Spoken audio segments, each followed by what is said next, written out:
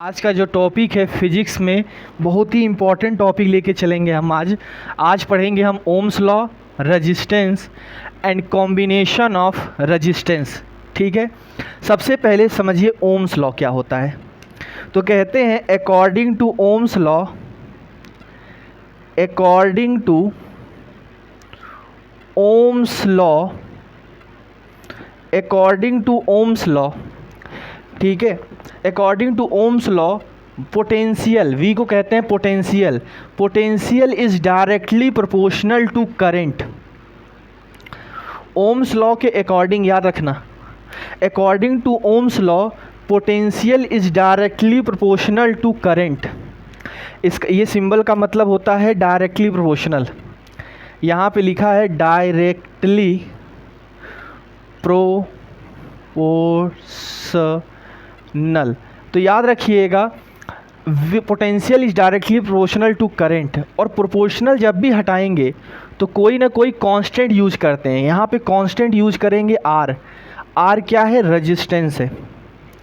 Are क्या हो गया? रेजिस्टेंस है।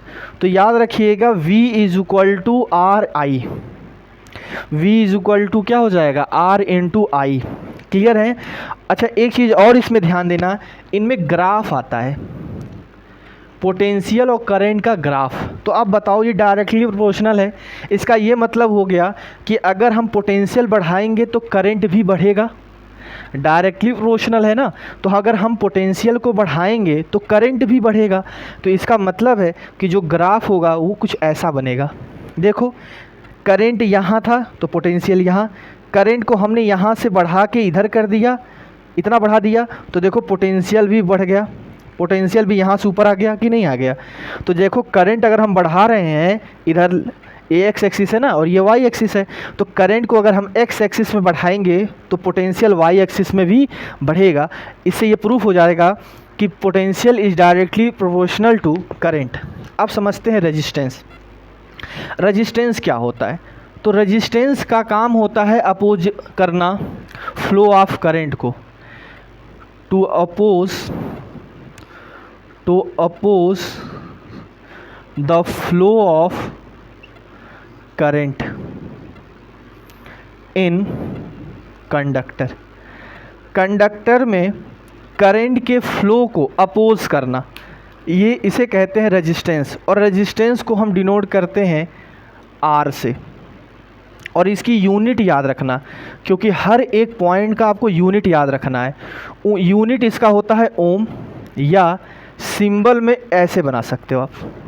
ठीक है, तो इसका यूनिट याद रखना है। रेजिस्टेंस को आर से डिनोट करते हैं और इसकी यूनिट जो होती है ओम होती है ना। आपको पता चल गया होगा ओम कहाँ से आया है? ओम्स लॉ से। और ओम्स लॉ से ही नाम पड़ गया, साइंटिस्ट के नाम पे ही पड़ गया ओम। क्लियर है?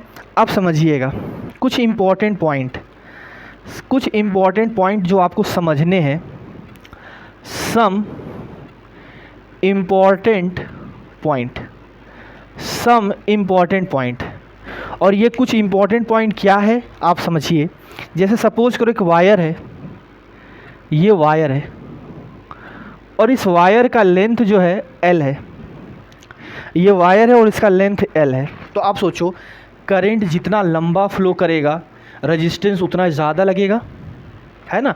करंट को अगर छोटा वायर में फ़्लो करना हो तो रेजिस्टेंस कम लगेगा, लेकिन ज़्यादा वायर में फ़्लो करना हो, बड़ी वायर में फ़्लो करना हो तो रेजिस्टेंस ज़्यादा लगेगा। इसका मतलब ये हो गया कि resistance is directly proportional to length, यानी लेंथ बढ़ाओगे तो रेजिस्टेंस बढ़ेगा। दूसरा हम कह सकते हैं थिकनेस पे। जैसे ये सपोज करो ये क्या है? क्रॉस सेक्शन एरिया, इसे कहते हैं cross section area. Cross section area इस पे क्या होता है? तो क्रॉस सेक्शन एरिया अगर हम बढ़ा देंगे, क्रॉस सेक्शन एरिया बढ़ा देंगे तो करंट यानी इलेक्ट्रॉन को फ्लो करने की जगह ज़्यादा होगी, और इलेक्ट्रॉन को फ्लो करने की जगह जितना ज़्यादा होगी रेजिस्टेंस उतना ही कम लगेगा। इसका मतलब है कि resistance is inversely proportional to area, यानी अगर एरिया बढ़ा दोगे तो रेजिस्टेंस कम हो जाएगा, और रेजिस्टेंस अगर कम बढ़ा दोगे तो एरिया कम करना पड़ेगा, है ना। तो यहाँ पे इनवर्सली प्रोपोर्शनल है और यहाँ पे डायरेक्टली प्रोपोर्शनल है। अगर हम इन दोनों इक्वेशन को एक साथ ले लें अगर हम इक्वेशन 1 और इक्वेशन 2 को साथ ले लें तो कुछ यहाँ पे समझिए होगा क्या, in equation 1 and 2 R is directly proportional to L by A, ये होगा। अब डायरेक्टली प्रोपोर्शनल हटाएंगे तो कोई ना कोई कांस्टेंट लगाना होगा, और यहाँ पे जो कांस्टेंट लगता है उसे कहते हैं रो। जो कांस्टेंट लगाएंगे उसे हम क्या कहते हैं, रो। यानी इसका मतलब याद रखना, इसे कहते हैं रो, और इसी को हम कहते हैं रजिस्टिविटी, इसी को कहते हैं रजिस्टिविटी। अब ध्यान देना, रजिस्टिविटी जो है ये डिपेंड करता है, डिपेंड ऑन मटेरियल, ये केवल डिपेंड करता है मटेरियल पे, ये केवल डिपेंड करता है मटेरियल पे। गोल्ड है तो उसकी रजिस्टिविटी अलग होगी, सिल्वर है तो उसकी रजिस्टिविटी अलग होगी, आयरन है तो उसकी रजिस्टिविटी अलग होगी। यानी मटेरियल जैसे जैसे बदलेगा रजिस्टिविटी वैसे वैसे बदलेगी, है ना। तो याद रखना है आपको कि R equal to rho L by A, ठीक है। यहाँ पे L का यूनिट क्या होता है, मीटर, एरिया का भी यूनिट क्या होगा, मीटर, है ना। तो अब रजिस्टिविटी का यूनिट निकाल लेते हैं। तो रजिस्टिविटी का अगर हम मीटर स्क्वायर, सॉरी, अगर हम रजिस्टिविटी का यूनिट निकालेंगे तो रजिस्टिविटी का यूनिट क्या होगा, यहाँ समझ लेते हैं। देखो R equal to rho L by A, R से यहाँ पे मल्टीप्लाई कर दो तो R into A upon L नीचे आ जाएगा इक्वल टू रो। R का मैंने बताया था ओम, एरिया होता है मीटर स्क्वायर, लेंथ होता है मीटर से, एक मीटर कैंसिल हो गया, तो रो की यूनिट क्या हो जाएगी, ओम मीटर, ओम मीटर, ये हो जाएगा रो का यूनिट। क्लियर है। तो यूनिट सबका याद रखना है, याद रखिएगा सब पूरी तरह से, यूनिट पे ध्यान देना है आपको। तो रो इक्वल टू हो जाएगा ओम मीटर। अब आते हैं कॉम्बिनेशन ऑफ रेजिस्टेंस। तो रेजिस्टेंस का कॉम्बिनेशन याद रखिएगा, दो तरीके से होता है। एक होता है सीरीज कॉम्बिनेशन, एक होता है सीरीज कॉम्बिनेशन। अब ये सीरीज कॉम्बिनेशन क्या होता है, ध्यान देना है आपको। सपोज करो ये मेरे पास रेजिस्टेंस है, ये मेरे पास रेजिस्टेंस है, इसका नाम है R1, R2, R3। ये मेरे पास तीन रेजिस्टेंस है, R1, R2 और R3। क्लियर है। अब इन रेजिस्टेंस में plus terminal negative, positive terminal, negative terminal, positive terminal, negative terminal, यही होंगे ना। तो अगर पहले वाले का, ये पहला वाला है, तो पहले का अगर निगेटिव टर्मिनल दूसरे के पॉजिटिव में और दूसरे का निगेटिव टर्मिनल तीसरे के पॉजिटिव में कनेक्ट कर देते हैं तो ये कहलाएगा सीरीज कॉम्बिनेशन। इसे क्या कहेंगे, सीरीज कॉम्बिनेशन। ध्यान देना, इन्हें हम कहेंगे सीरीज कॉम्बिनेशन, ठीक है, सीरीज कॉम्बिनेशन। दूसरा क्या होता है, पैरेलल कॉम्बिनेशन, दूसरा कहलाता है पैरेलल कॉम्बिनेशन।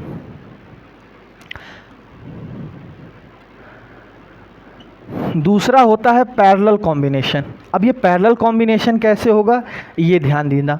जैसे सपोज करो मैंने तीन रेजिस्टेंस ले लिया, तीन रेजिस्टेंस ले लिया, R1, R2, R3, ये तीन रेजिस्टेंस हो गए मेरे पास, है ना। और इनमें भी प्लस और माइनस होंगे, तो जैसे ये प्लस, ये प्लस, ये प्लस, ये माइनस, माइनस, माइनस। और अगर हम इन सभी के प्लस को एक साथ जोड़ दें और इन सभी के माइनस को एक साथ जोड़ दें और इन्हें लाके हम सर्किट के सेल या बैटरी से जोड़ दें, ठीक है, तो ये कॉम्बिनेशन कहलाएगी पैरेलल कॉम्बिनेशन। क्लियर है। यानी पैरेलल कॉम्बिनेशन में क्या होता है, सभी पॉजिटिव एक साथ, सभी नेगेटिव एक साथ। लेकिन यहाँ पे देखो ऐसा नहीं था, पहले का माइनस दूसरे के प्लस के साथ, दूसरे का माइनस तीसरे के प्लस के साथ, ऐसे करते आप चले जाओगे आगे तक, है ना। ऐसे ही आगे तक करते चले जाओगे, ऐसे ही नीचे तक यहाँ पे जब करते चले जाओगे तो ये कहलाएगा सीरीज कॉम्बिनेशन और ये हो जाएगा आपका पैरेलल कॉम्बिनेशन।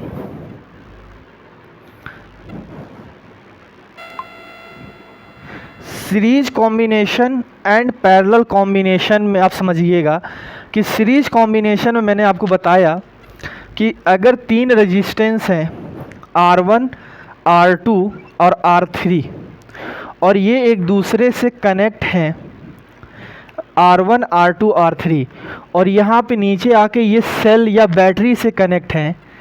यहाँ पे सेल है, negative positive terminal.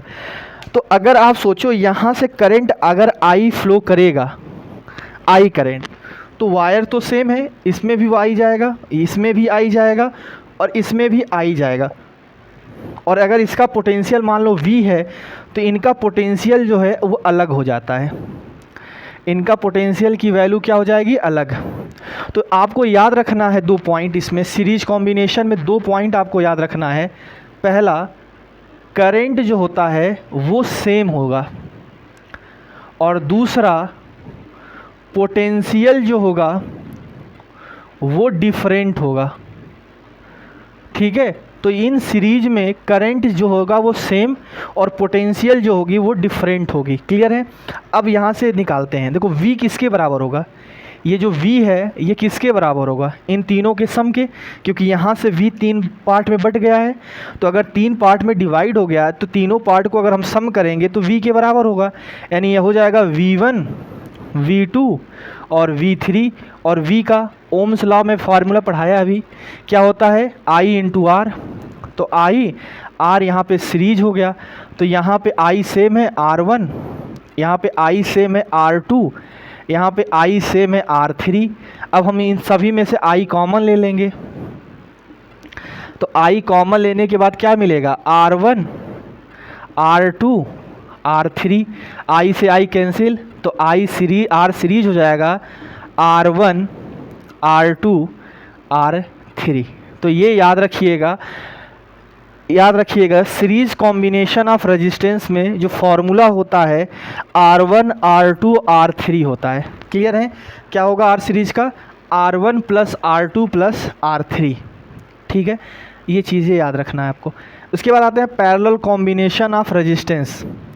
Parallel combination में मैंने आपको बताया था कि सपोज़ करो 3 रेजिस्टेंस है, सपोज़ करो 3 रेजिस्टेंस है, R1 R2 R3, और इन सभी का पॉजिटिव टर्मिनल एक साथ जुड़ा हुआ है, और इनका पॉजिटिव टर्मिनल सेल या बैटरी से आके जुड़ जाए, और निगेटिव टर्मिनल जो है वो निगेटिव टर्मिनल सेल या बैटरी से जुड़ जाए। ठीक है, तो